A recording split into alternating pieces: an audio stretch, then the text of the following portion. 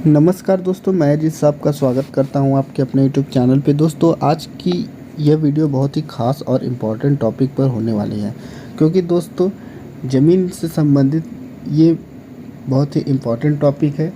Means ज़मीन की registry किस प्रकार से होती है, कितने टाइप्स की होती है। तो दोस्तों, आज की इस वीडियो में हम उसे जानकारी देने वाले हैं कि ज़मीन की रजिस्ट्री के कितने प्रकार होते हैं और उसकी जो चार्जेस लगते हैं वो कितने प्रकार से लगते हैं। तो उसके लिए आप इस वीडियो को पूरा लास्ट तक ज़रूर देखिएगा और चैनल पे अगर नए हैं तो चैनल को सब्सक्राइब ज़रूर कर लीजिएगा, जिससे कि हमारे चैनल पर आने वाली सभी वीडियो की नोटिफिकेशन आपको सबसे पहले मिले। तो चलिए दोस्तों, वीडियो को शुरू करते हैं। तो दोस्तों, सबसे पहले आप देखेंगे ना, रजिस्ट्री के कितने प्रकार होते हैं। टाइप्स ऑफ लैंड रजिस्ट्री, मतलब रजिस्ट्री के कितने तरीके होते हैं। तो सबसे पहले दोस्तों, अगर आप कोई ज़मीन परचेस कर रहे हैं तो वो या तो ग्रामीण क्षेत्र यानी रूरल एरिया में होगी या फिर अर्बन एरिया में होगी। तो रजिस्ट्री मुख्य रूप से 3 प्रकार की होती है। एक तो या तो फिर प्लॉट की रजिस्ट्री होगी, या तो बिल्डिंग की रजिस्ट्री होगी, या तो फिर एग्रीकल्चरल लैंड यानी कृषि भूमि की रजिस्ट्री होगी। तो दोस्तों, ये डिपेंड करता है कि आप शहरी क्षेत्र में ज़मीन खरीद रहे हैं कि ग्रामीण क्षेत्र में। तो दोस्तों, ग्रामीण क्षेत्र में भी खरीदेंगे तो प्लॉट मिनिमम एरिया एक डिपेंड करता है कि कितना एरिया आपका प्लॉट होता है। वो शहरी और ग्रामीण क्षेत्र में फेयर जो होता है लगभग सेम होता है। थोड़ा बहुत जो ज़मीन का एरिया होता है उसके ऊपर डिपेंड करता है। साथ में बिल्डिंग का एरिया, तो वो तो डिपेंड करता है कि आपका कंस्ट्रक्शन एरिया कितना है, वो बिल्डिंग के पर्पस में आएगा। मीन्स आप कोई ज़मीन खरीद रहे हैं, उसमें कोई बिल्डिंग कंस्ट्रक्शन है या फिर किसी भी प्रकार का कोई भी कंस्ट्रक्शन डन है तो वो बिल्डिंग के रूप में आएगा। मतलब बड़ी अगर चारों तरफ से दीवार खड़ी है तो वो बिल्डिंग एरिया में आएगा। और उसके बाद एक एग्रीकल्चरल लैंड होता है। तो एग्रीकल्चरल लैंड, जिसको कृषि भूमि कहते हैं, वो तो दोस्तों डिपेंड करता है कि आप एग्रीकल्चरल लैंड जो खरीद रहे हैं वो प्लॉट का जो रेशियो होता है उससे अधिक है कि नहीं। मीन्स प्लॉट का एक रेशियो होता है कि इतना एरिया तक आप प्लॉट में आएंगे, उसके ऊपर का एरिया जो होता है वो एग्रीकल्चरल लैंड में आएगा। तो आगे हम पूरी डिटेल में बात करेंगे कि कितना एरिया शहरी क्षेत्र में प्लॉट में आता है, कितना एग्रीकल्चर में आता है, कितना ग्रामीण क्षेत्र में आता है प्लॉट में, कितना जो एग्रीकल्चर के रूप में आता है। तो वो आगे सब हम डिटेल में बात करेंगे। तो ये तो आपको समझ में आ गया होगा दोस्तों कि जो ज़मीन की रजिस्ट्री होती है वो 3 प्रकार से मुख्य रूप से होती है। एक प्लॉट, दूसरा बिल्डिंग, तीसरा एग्रीकल्चर लैंड। तो ये मुख्य रूप यानी मुख्य तरीके हैं।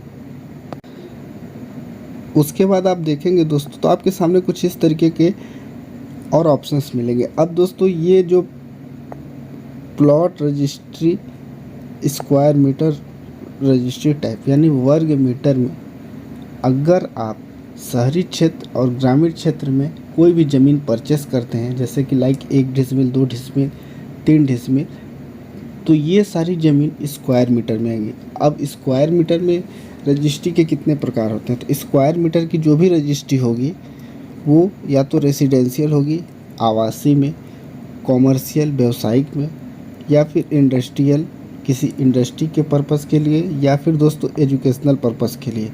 तो इतने तरीके होते हैं। मीन्स 4 तरीके होते हैं जो ज़मीन की रजिस्ट्री होती है स्क्वायर मीटर में, उसके लिए। ये दोस्तों शहरी क्षेत्र और ग्रामीण क्षेत्र दोनों क्षेत्र के लिए कॉमन होता है। उसके बाद हेक्टेयर वाली रजिस्ट्री जो होती है यानी एग्रीकल्चरल लैंड की जो रजिस्ट्री होती है वो कितने टाइप्स की होती है। तो ये रजिस्ट्री दोस्तों मूल रूप से 3 टाइप की होती है। एक अनएरिगेटेड असिंचित ज़मीन, कि आपकी जो ज़मीन है वो सिंचित है कि असिंचित, वो अनएरिगेटेड में आता है असिंचित ज़मीन। एक होता है एरिगेटेड ज़मीन जो सिंचित भूमि होती है, और एक और टाइप होता है अनएरिगेटेड डबल क्रॉप। तो इन सभी का फेयर जो होता है ना अलग अलग होता है। मीन्स दोस्तों, सबसे पहले हम लोग रेसिडेंशियल जो ज़मीन होती है उसके बारे में बात कर लेते हैं कि उसका क्या चार्जेस लगता है। तो दोस्तों, रेसिडेंशियल अगर आप ज़मीन परचेस कर रहे हैं तो इसकी जो मार्केट वैल्यू होगी ना उसका आपको चार्ज देना पड़ेगा उसके ऊपर में। और रेसिडेंशियल जो भूमि होती है उसका जस्ट स्क्वायर कह सकते हैं। मान लीजिए कि रेसिडेंशियल भूमि का जो चार्ज होता है यक्स, तो इसका स्क्वायर कॉमर्शियल में हो जाता है। मतलब जस्ट दुगुना आपको कॉमर्शियल का चार्ज देना पड़ेगा। और इंडस्ट्रियल का दोस्तों इसका रेसिडेंशियल जो ज़मीन होती है उसका 1.5 गुना आपको चार्ज देना पड़ता है, और एजुकेशनल का लगभग 1.2% चार्ज देना पड़ता है। मतलब ये परसेंट का फेयर नहीं है दोस्तों। कहने का मतलब है कि अगर आपकी ज़मीन रेसिडेंशियल में आप खरीद रहे हैं ना, तो इसकी अगर इसका रजिस्ट्री चार्ज 1 रुपये लग रहा है तो कॉमर्शियल का 2 रुपये लगता है, और इंडस्ट्रियल का लगभग ये रेसिडेंशियल वाले के लिए 1.5 रुपये लगेगा, और एजुकेशनल के पर्पज़ के लिए ले रहे हैं तो 1.2। मतलब ये इस तरीके का फेयर आता है। सबसे महंगा जो रजिस्ट्री होती है वो कॉमर्शियल पर्पज़ के लिए होती है, फिर इंडस्ट्रियल के लिए उससे थोड़ा कम, और एजुकेशनल पर्पज़ के लिए उससे भी कम, और रेसिडेंशियल के लिए सबसे कम चार्ज लगता है। उसके बाद दोस्तों अब आपको सिंचित, असिंचित और द्विफसली का चार्ज होता है। तो अगर आप एग्रीकल्चर लैंड खरीद रहे हैं ना तो असिंचित आएगा। असिंचित सस्ती ज़मीन होती है, मतलब उसकी जो मार्केट वैल्यू होती है वो कम होती है, तो इसलिए इसका स्टैम्प ड्यूटी कम होता है असिंचित वाले का। एरीगेटेड जो लैंड होती है वो असिंचित के जस्ट दुगुना होता है। मतलब अगर आपकी ज़मीन सिंचित है तो असिंचित का जो चार्ज होगा ना उसी का जस्ट दुगुना सिंचित में लगेगा, और उसी का असिंचित का 1.5 गुना आपका इसमें लगेगा अनएरीगेटेड डबल क्रॉप। ये असिंचित हो गया, ये सिंचित हो गया। और द्विफसली इसमें आपका कॉमन होता है, सिंचित भी हो सकता है, असिंचित होता है, या फिर आप जो द्विफसली होती है वो उसके लिए होता है। तो ये 3 टाइप के होते हैं हेक्टेयर के लिए। अब अगला जो तरीका है दोस्तों, कितना % चार्ज लगता है स्टैम्प ड्यूटी और अदर सर्विसेज जो भी चार्जेस लगते हैं उसके बारे में आपको डिटेल मिलेगा। उससे पहले दोस्तों ग्रामीण क्षेत्र में की जो रजिस्ट्री होती है 2 टाइप की होती है, प्लानिंग, नॉन प्लानिंग। प्लानिंग क्षेत्र का जो चार्ज होता है दोस्तों ये थोड़ा सा नॉर्मल चार्जेस के अपेक्षा ज़्यादा होता है। मीन्स अगर नॉन प्लानिंग क्षेत्र यानी नॉर्मल क्षेत्र होता है, और प्लानिंग क्षेत्र यानी यहाँ पे गवर्नमेंट जो होती है उसके द्वारा कुछ ना कुछ डिसाइड हो रहता है, तो इसको गवर्नमेंट प्लानिंग क्षेत्र में एरिया को कुछ एरिया प्लानिंग क्षेत्र में होता है, तो इसके चार्जेस थोड़ा सा कॉस्टली आते हैं नॉर्मल एरिया के अपेक्षा। तो ये 2 टाइप के एरिया होते हैं रूरल एरिया में। अब दोस्तों ये इम्पॉर्टेंट टॉपिक ये है कि stamp duty charges depend on market value. तो स्टैम्प ड्यूटी का चार्ज कितना लगता है? शहरी क्षेत्र यानी अगर आप शहर में कोई ज़मीन परचेस कर रहे हैं अर्बन सिटी में, तो वो या उसका जो चार्ज होता है मार्केट वैल्यू का 12.5% आपको चार्ज देना होगा। मीन्स अगर आपका कोई एक प्लॉट आप परचेस कर रहे हैं ना तो उसका मार्केट वैल्यू 1 लाख आएगा, तो उसका 12.5% आपको स्टैम्प ड्यूटी के रूप में देना पड़ेगा। लाइक 5% स्टैम्प ड्यूटी गवर्नमेंट लेगी, उसके बाद म्युनिसिपल ड्यूटी 3% लगता है, जनपद ड्यूटी 1% लगता है, उपकर जो होता है 0.5% लगता है, और रजिस्ट्रेशन फीस 3% लगता है। टोटल मिला के 12.5% का आपको पेमेंट ऑनलाइन करना पड़ता है। तो आपको ये शहरी क्षेत्र में प्लॉट या बिल्डिंग के क्षेत्र के लिए बिल्डिंग या प्लॉट की रजिस्ट्री आप कराते हैं तो इतना आपको पेमेंट करना पड़ेगा। उसके बाद एग्रीकल्चरल लैंड होता है जो, उसमें भी 12.5% आपको स्टैम्प ड्यूटी शहरी क्षेत्र में देना पड़ेगा। लेकिन इसका एक जो बेसिक तरीका है कि 12.5 डिसमिल तक की अगर आप ज़मीन खरीदते हैं ना शहरी क्षेत्र में तो वो स्क्वायर मीटर के अंतर्गत आएगा, तो इसकी जो मार्केट वैल्यू होगी वो अधिक होगी एग्रीकल्चर की अपेक्षा। तो इसमें जो चार्जेस लगेंगे वो बहुत ज़्यादा लगेंगे शहरी क्षेत्र में। अगर आप 13 डिसमिल ज़मीन परचेस कर रहे हैं ना तो ये एग्रीकल्चरल लैंड में आएगा, और इसकी जो मार्केट वैल्यू होगी ना ये इस 12.5 से कम होगी।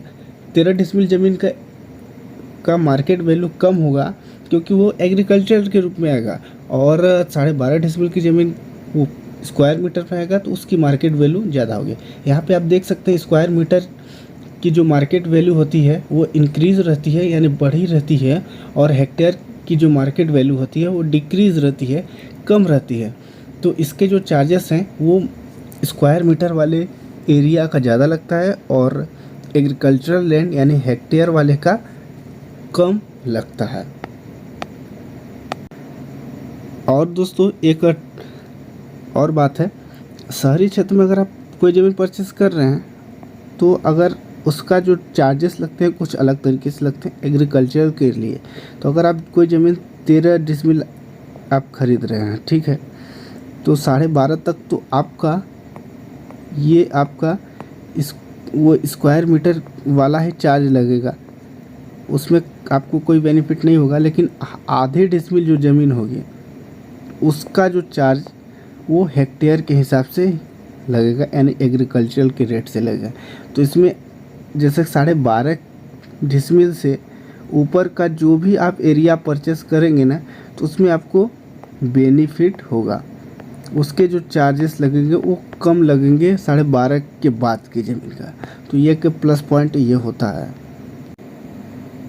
अब उसी के हिसाब से दोस्तों ग्रामीण क्षेत्र में जो मार्केट वैल्यू का 9.5% चार्ज आपको गवर्नमेंट के देना पड़ता है। स्टैम्प ड्यूटी 5% ही लगता है। म्यूनसिपल ड्यूटी जो लगती है ये, क्योंकि ग्रामीण क्षेत्र में म्यूनसिपल नहीं होता है, नगर निगम नहीं होता है, तो वहाँ पे कोई ड्यूटी नहीं लगती है। जनपद 1% लगता है, उपकर 0.5%, रजिस्ट्रेशन 3%। तो ये टोटल मिला के 9.5% होता है। 7.5 डिसमिल तक ज़मीन आपको स्क्वायर मीटर में ही कैलकुलेशन करना है।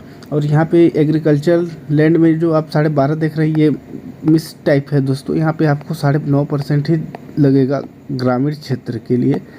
तो इसमें 7.5 डिसमिल तक की ज़मीन आपका स्क्वायर मीटर में आएगा। 8 डिसमिल अगर आप ज़मीन परचेस कर रहे हैं तो एग्रीकल्चर में आएगा। स्क्वायर मीटर की ज़मीन का मार्केट वैल्यू इंक्रीज़ रहता है और हेक्टेयर की जो ज़मीन होती है उसकी मार्केट वैल्यू डिक्रीज़ रहता है। तो मीन्स इसमें आप रूरल एरिया में दोस्तों, अगर आप रूरल एरिया का थोड़ा सा टर्म्स और कंडीशन थोड़ा अलग है, क्योंकि अगर 7.5 डिसमिल तक अगर आप ज़मीन परचेस कर रहे हैं ना, तो इसमें आपको अगर 1 लाख रुपए, एक एग्जांपल के तौर पे 10,000 रुपये ले लेते हैं, 10,000 रुपये चार्ज लग रहा है ना, तो अगर आप 8 डिसमिल यहाँ पे परचेस करेंगे ना, तो यही चार्ज आपका लगभग, एक एग्जांपल के लिए मान लेते हैं 2,000 रुपये में आपकी इस स्टैम्प ड्यूटी आ जाएगी। गवर्नमेंट का जो ड्यूटी होगा वो 2,000, इसमें आपको 8,000 रुपये का बेनिफिट मिलेगा, क्योंकि इसकी जो चार्जेस होते हैं वो एक लिमिटेड लगते हैं। लेकिन शहरी क्षेत्र की अगर हम बात करेंगे ना, तो शहरी क्षेत्र में अगर आप 12.5 डिसमिल ज़मीन परचेस कर रहे हैं तो इसका अगर एग्जांपल के तौर पे 1,000 लग रहा है, अगर आप 13 डिसमिल ज़मीन परचेस कर रहे हैं ना, तो इसमें आपका लगभग दोस्तों ये तो 1,000 रुपये तो लगेगा ही। लेकिन अब इसमें जैसे कि लगभग ये आपका पर डिसमिल के हिसाब से 750 या 600 के हिसाब से जा रहा है, तो अब आपको यहाँ पे प्लस 300 के हिसाब से लगेगा। मतलब इसकी बहुत कम रेट हो जाएगा, हाफ डिसमिल का आपको बेनिफिट मिलेगा। मतलब 12.5 तक आपको स्क्वायर मीटर का ही चार्ज देना है, उसके ऊपर वाली जो भी ज़मीन होगी उसका आपको एग्रीकल्चर के रेट पे देना होगा। तो आप, आई होप आप समझ गए होंगे। और बिल्डिंग का जो एरिया होता है, building area depend on construction done area charges, मतलब आपके जो भी बिल्डिंग का एरिया होगा वो स्क्वायर मीटर में ही कैलकुलेट होगा। तो उसकी जो मार्केट वैल्यू आएगी, एमबी जो आएगी, वो कंस्ट्रक्शन डन एरिया के ऊपर डिपेंड करता है कि 1 डिसमिल में है कि 2 डिसमिल है, 3 डिसमिल में है कि 5 डिसमिल में है कि 10 डिसमिल में है। जितना भी एरिया होगा वो स्क्वायर मीटर में होगा। आरबीसी है कि कच्चा है, किस तरीके का कंस्ट्रक्शन है आपके प्लॉट पे, तो वो उसके ऊपर डिपेंड करता है। तो अगर आप दोस्तों इतना समझ में आ गया होगा आपको, तो आप रजिस्ट्री आसानी से कर सकते हैं। तो अगर आपको ये वीडियो हमारी पसंद आई होगी तो वीडियो को लाइक कीजिएगा, चैनल पर नए हैं तो चैनल को सब्सक्राइब जरूर कर लीजिए।